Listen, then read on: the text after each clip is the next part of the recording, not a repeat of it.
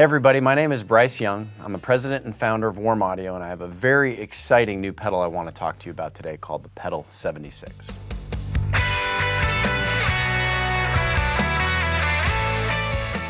So in this video, I'm going to try to go into a lot of depth of where we came up with the ideas for the Pedal76, some of the history of the type of circuit that it's based on. For audio samples, if that's what you're here for, we've already got those. They are in a different video in the link down below.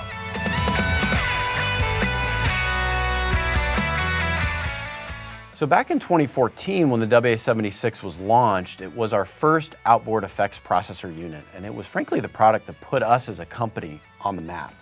It got a lot of people looking at us and seeing what we were starting to do for the studio musician. In addition to home recordists, there are a lot of celebrated artists that we've discovered using the WA76 as well. Some of those artists are Lee Bryce, Mastodon, James Taylor, Adam Blackstone, Fall Out Boy, and there are many more. Part of what made the WA76 launch so revolutionary back in 2014 was the build quality and the accessibility of the WA76. Every recording enthusiast wants this style of compressor, and until that point in 2014, a lot of people couldn't justify the cost. On our website, we had photographs of the internals of the circuit. You could see that it has American-made Cinemag transformers. All of the components were populated by hand. It's now since then been used by so many well-known people and is highly renowned as a great compressor. At that time, we showed the pro audio community that you didn't have to break the bank to have great sound. So now it's 2024, 10 years since the launch of the WA76, and we're very excited to release the Pedal76. We wanted a Pedalboard friendly version that people can take wherever they go. Even a lower price than what we charge for our WA76, but also just maintain that incredible, luscious analog character and tone of that vintage and classic 1176 style compressor.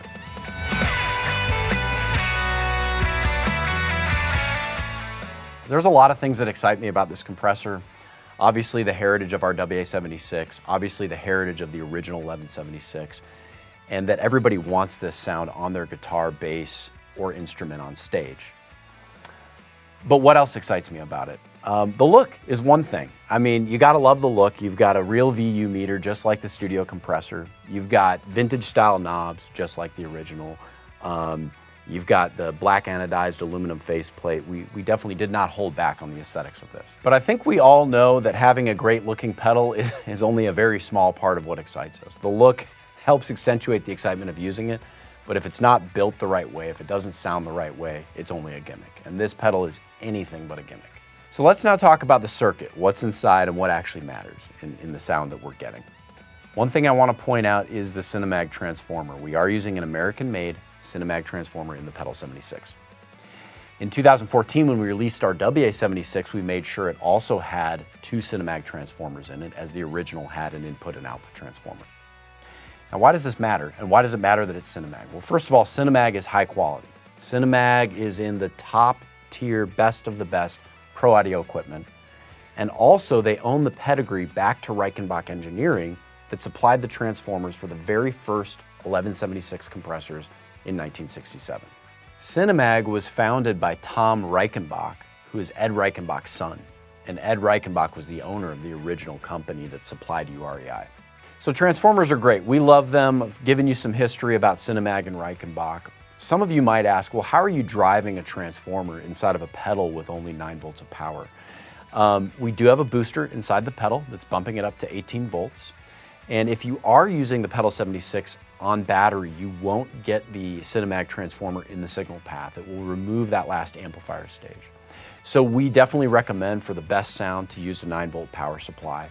And to make sure that power supply is at least 200 milliamps. Be careful if you're using a multi-pedal power supply. You may think if they've got 200 milliamp or higher outputs that, oh, I've got plenty of power for my Pedal76, but a lot does depend on how that power supply is wired internally and how much power the other pedals are drawing. So we definitely recommend a dedicated power supply where possible, but of course, just make sure you've got enough power. This is driving a large core Cinemag transformer. Why do I talk about transformers? Why is that the first thing that I mentioned when bringing up the circuit of the Pedal76? Transformers are very important to the sound of a product where the audio is running through the transformers.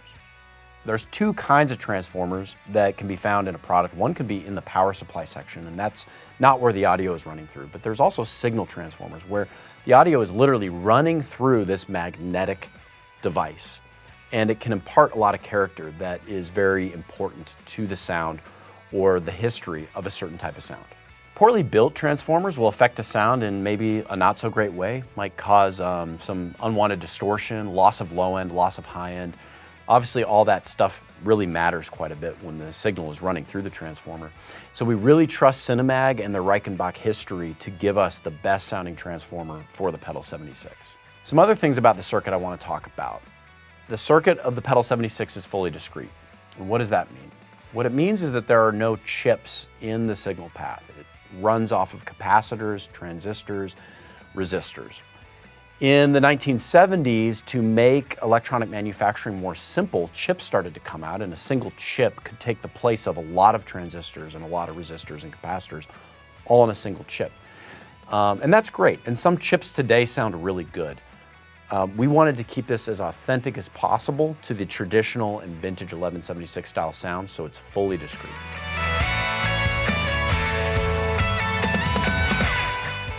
So let's step back a second and talk about compressors, why we need them, why they're so popular in studios, etc. In the digital era, when we hear the word compression in general, I think recording enthusiasts don't like the word because they think of downsampling or lowering the quality of something. And so I want to make sure we're all aware here that a dynamics processor compressor like the Pedal 76 is not lowering the quality or downsampling the bit rate or anything like that. There's nothing digital going on. What it's doing is it's controlling dynamics. And so before digital technology was around, compression referred to dynamics only. I remember when I first got into recording and I learned about compression, it was just completely foreign to me. And in this book, it was explaining the different types of compression and how hard you can compress and all this stuff. And I just couldn't believe that all those years of listening to classic records, that compression was all over it. And I just didn't realize it. All over the guitars, all over the bass. I mean, really every instrument, every vocal was using compression. And why was it being used on everything? So what does a compressor do? In simple terms, a compressor controls the dynamics of an audio signal. And so what does that mean? I think the easiest way to describe it is if you're a singer and you're singing very quietly and then you start singing really, really loud into the microphone, a compressor can make your voice sound the same volume. In the Pedal 76, it's going to do the same with a guitar or a bass or keyboard or whatever else you run it through. So why is compression important? I think in recordings, it's fairly obvious. The final recording needs to all maintain a similar level of signal. Somebody might desire that too on stage for guitar, bass, keyboard, etc. But there's more to it than that. It's not just obtaining that volume, it's also the character of the instrument that gets brought out as the compression takes hold of that signal.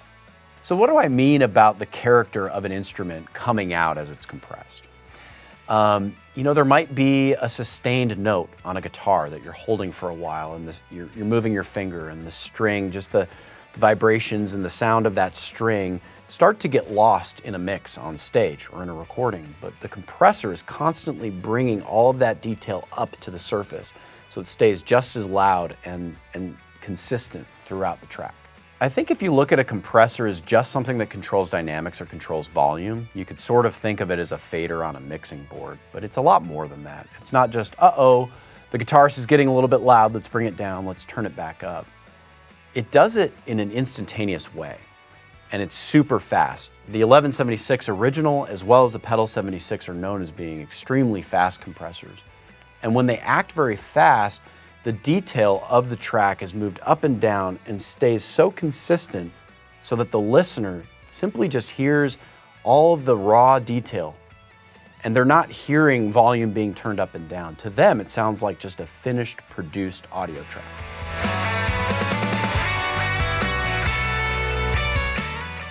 All right, so let's talk about the front panel features of the Pedal 76 and what they all do. So I'm going to start here with the input pot. It's also labeled comp for compression.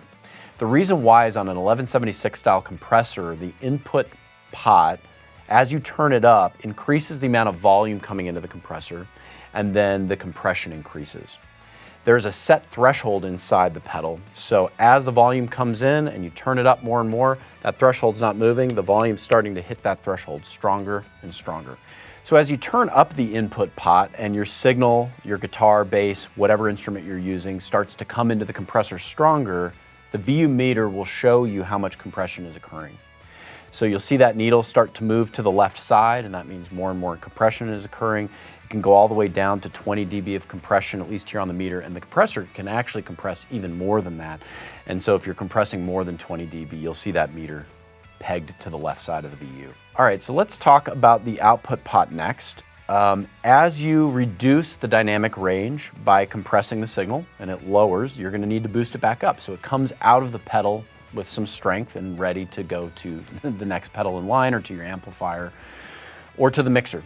So the output's pretty straightforward. It is a gain boost after the compression has occurred. So next on the front panel are the attack and release pots, and those are very important to understand and what they do. So what this is your signal is coming in with the input pot, as we talked about earlier, and it's going to hit a threshold, and that threshold is going to clamp down and reduce the dynamic range of the audio signal.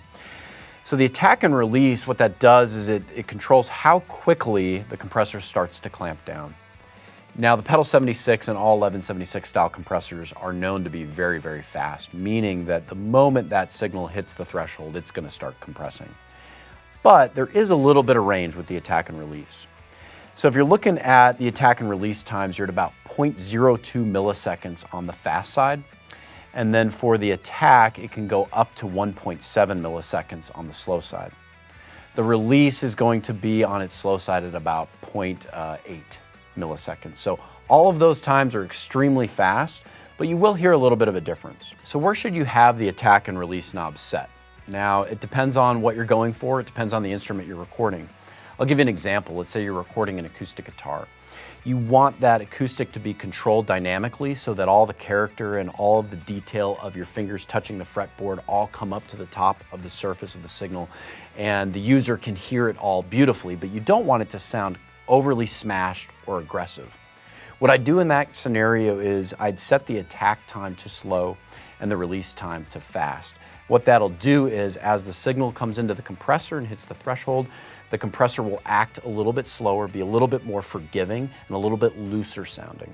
If you want the opposite, you want it to sound very aggressive and to smash down very hard onto the signal, I would go the opposite. So I would do a fast attack and a slow release. And then obviously, because these are variable controls, you can dial in anywhere in between the fast and the slow settings. All right, so the last feature on the front of the Pedal76 we haven't discussed yet is the ratio knob. And what a ratio does is it controls how much of the signal is going to pass the threshold during compression. And the easiest way to describe that is a lower ratio number is going to give you a less aggressive compression, and a higher ratio number is going to be more aggressive. And so it depends on what you're trying to achieve. Some people like 1176 style compressors because they can get character and sound out of them. They can actually make them distort if you go to really aggressive ratio settings, for example. And so it depends what you're looking for. If you're looking for a compressor to control dynamics but still allow the signal to breathe and sound open and sound natural, you're probably going to want to start with a lower ratio setting. If you want to hear the compressor work harder and be more aggressive, and clamp down on that signal a little bit more, you go to a higher ratio setting.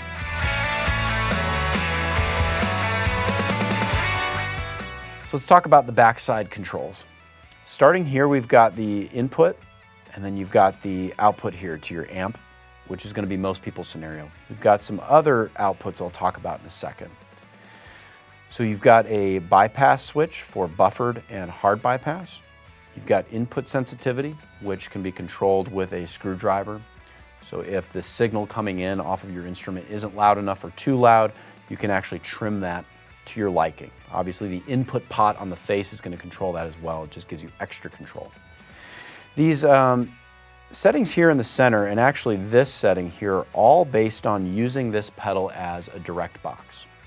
So if you're in a situation where you want the output of the pedal to go directly to the mixer, for example, or to your recording device, you would use this output, and it is balanced, which is great.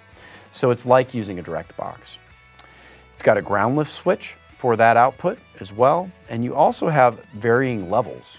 So the levels here, you can have a mic level signal come out if you're going into a mic pre of a mixer, or you can have a line level output if you're going directly into a line level input of the next device. Here is the drive feature, and this is pretty cool. If you want some extra grit coming out direct, so let's say you're coming out direct, but you miss sort of the grit or sound of your guitar amp, you can use this drive switch and kick it into high drive, and you'll add some more grit and texture to the signal.